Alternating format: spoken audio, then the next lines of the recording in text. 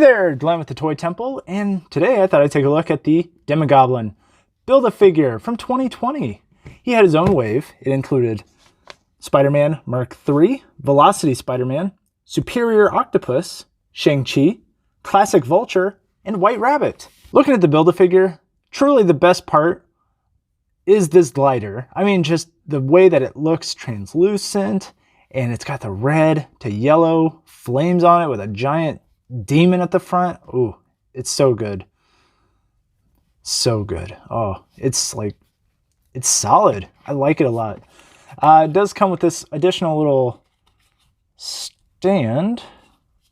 That way, if you want to have them, I don't know, flying around New York City throwing pumpkin bombs, you can. In your imaginations. See? Stays right up. But yeah, that's a huge issue for me, is where are the pumpkin bombs? Not one character in that wave came with an accessory for this guy, with the exception of White Rabbit and the glider. What a shame. I mean, look, his hands are built for them. And if you don't have a Green Goblin laying around or something like that, it's like, what are you doing? What a shame. I really dislike that. You gotta give him something. I mean, he doesn't even have like additional hands for punching. There's nothing there. And I think that's just bad. That's just a bad idea all around. The figure though, let's get to looking at that gross face. They gave it a nice black wash. Dark black around the eyes. Red eyes, by the way. Tattered hood. Looks great. Red on the inside, blue on the outside. The tongue curling out between those really jagged, sharp teeth. Ouch, so sharp. Ugly nose. Man, what a looker. The cape, I think, could have done with some cloth. Not feeling the plastic on this one, because it just kind of like stands straight up. Not a fan. It does have very similar arms to Green Goblin. And I like him. I think they could have done with a black wash as well. Maybe just a little bit. Going down, you get more tattered gloves. A little bit of deco, little chain goes around his wrist on each hand. And then his hands perfectly just crying out, I need a pumpkin bomb. And yet they do not have one. So what a shame. They do include a hinge on the wrist, and the wrist does go all the way around, which is fine. He does have a ab crunch and rotation at the waist, which is nice.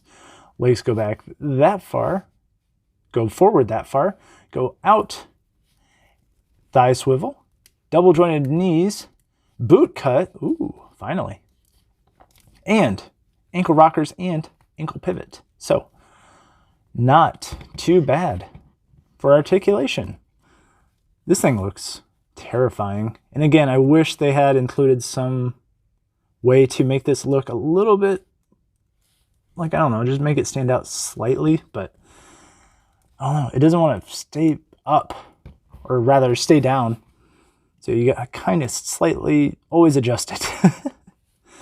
I don't know. I think he's a fine Build-A-Figure, but I think he's just on that small scale where, yeah, you have the Build-A-Figure, but he's just so darn tiny. And I think that's a huge slap in the face to people who love collecting Build-A-Figures, where you're expecting this great, grand, apocalypse or juggernaut-sized Build-A-Figure, and he's just not that scale at all. Ultimately, lack of pumpkin bombs, lack of size due to the fact that he's a Build-A-Figure, and he doesn't have the size I would think. I don't know. How about a 2.5 out of 5? I think that's too mean. He looks cool. He does. I just... Fine. I'm changing my score.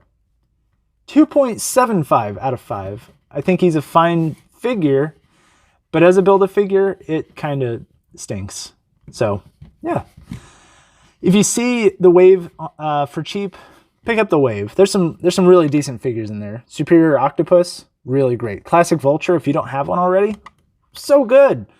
But yeah, this guy, don't go out of your way to kid him. Don't. It's just not worth it. So with that, thank you so much for watching. Hit like, share, subscribe. Let me know down in the comments if you're excited for the next Venom movie, whenever that decides to come out. Hit me up on Instagram and Twitter, both at The Toy Temple. And remember, you're never too old to enjoy the things you love.